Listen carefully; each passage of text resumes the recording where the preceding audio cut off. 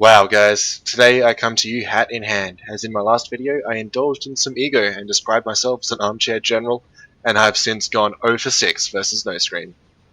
So as a lesson in hubris, I meditated on my game and I took the opportunity to think critically about my playstyle, and specifically on the concept of adaptability.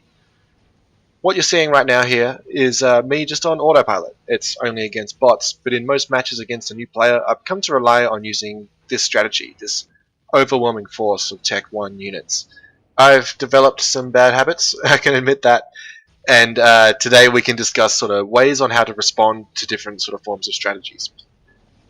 So, coming off a losing streak, I thought about sort of the main strategy that No Screen was using against me, and it turned out to be very similar to the match that I put on YouTube on Desert Triad. He would rush to Tech 2, and then he would build Bulldogs and sort of form that offensive wall against me.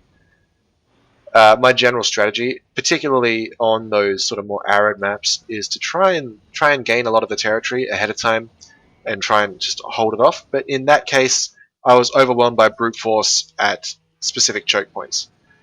So when responding to a rush, we'll start with the basics. When responding to a rush, you got to sort of monitor your defensive tactics. You try and play closer to your base. You might have to put off building military to build defensive structures. That's one of the biggest lessons in this episode. Is at some points you're going to have to accept the fact that you're going to need to divert resources away from military production. So moving on from responding to rushes, we have responding to different unit combinations. Let's take the example with No Screen. The wall of Bulldogs is an almost impossible one to play against with only light tanks and K-bots. You're better off trying to shell Bulldogs from a distance. Getting up and close only slows them down, and if they're already at your base, they've got the range to shoot beyond the units in front of them, who aren't going to do a lot of damage anyway. So to that end, if you want to lean on army and that's what you want to do, then artillery K-bots, artillery units, artillery, artillery, artillery. So you're going to want to be building some defensive structures, but in intelligent ways. My base layout for that Desert Triad match was not perfect. In fact, it was bloody awful, if I'm being honest. There were much wiser places to be putting my labs, even my econ.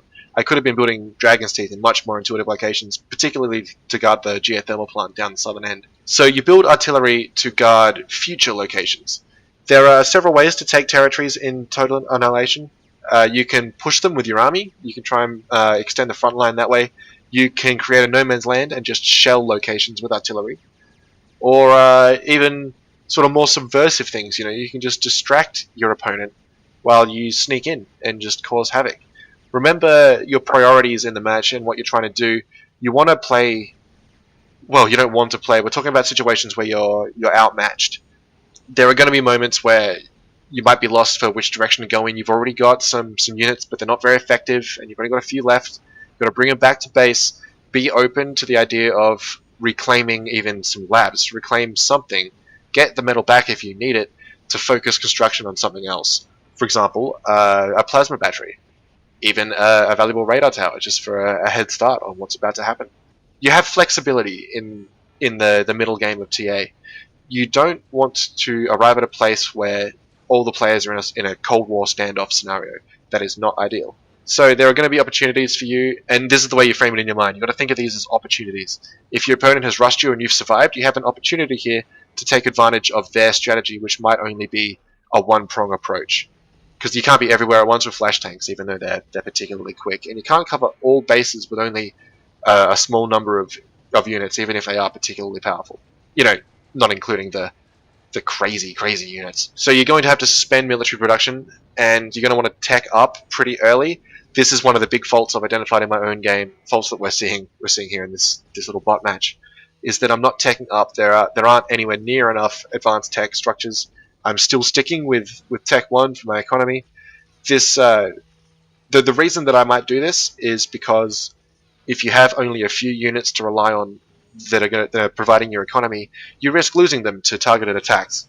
So if I spread out my economy, if I create redundancy, it makes my economy stronger in that I won't lose it all in the blink of an eye. But it's a negative endgame for my overall strategies, because I'm going to still want to tech up. I can keep all that. I can keep building those Tech 1 solars if I want to, but I should be building the fusion reactors and the Moho metal mines.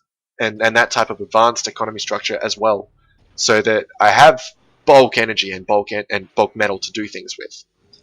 So to sum up, the punchline of this video is that in a situation where you are disadvantaged and where you might feel like you're being beaten, play reactively.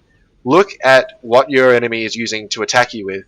Use your intelligence to try and figure out a counter strategy to that, even if that means taking a new territory or switching to a different unit combination or suspending military altogether to tech up for a specific Tech 2 unit that can save you here.